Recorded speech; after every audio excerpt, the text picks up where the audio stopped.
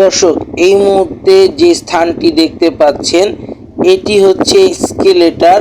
এটা হচ্ছে মসজিদে হারাম মানে বাইতুল্লাহ, তার ঠিক নিচ দিয়ে একটি স্কেলেটার চলে গেছে।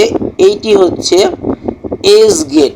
যেহেতু মক্কার এই কাবা ঘরের রাস্তাগুলোর প্রত্যেকটির পাশে ইংলিশ এক একটা ওয়ার্ড দেওয়া থাকে, তো এই এস গেটটা হচ্ছে আপনার 64 থেকে নিয়ে 78 পর্যন্ত, এর ভিতরে কিং আব্দুল আজিজ গেটের ঠিক সামনে।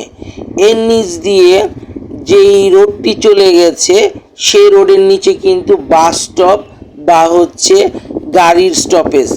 আপনারা যারা আজিজিয়াত বা দূর দূরান্ত থেকে আসতে চান তারা কিন্তু ড্রাইভারকে বললে ঠিক এটার নিচে এসে নামতে পারবেন এবং এখান থেকে ডাইরেক্ট আসলেই আপনারা মক্কায় কাবা ঘরে প্রবেশ করতে পারবেন।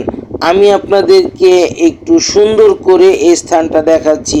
এই যে এখানে কিন্তু সাইনবোর্ড দেওয়াই আছে, এটার পাশেই কিন্তু একটা টয়লেট।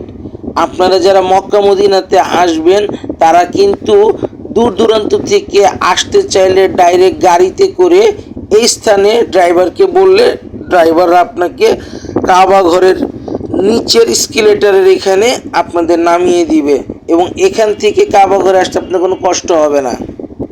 আপনারা হয়তো আমার এইখানে কিছু গাড়ির আওয়াজ শুনতে পাচ্ছেন, তো এই নিচেই হলো গাড়ির স্টপেজ। এখান দিয়ে দেখতে পাচ্ছেন এখানে স্কেলেটরের মাধ্যমে মানুষ উঠছে, আবার এখানে কিন্তু আপনার সিঁড়ির মাধ্যমেও মানুষ উঠানামা করতে পারে। দুই পদ্ধতি এখানে রাখা আছে।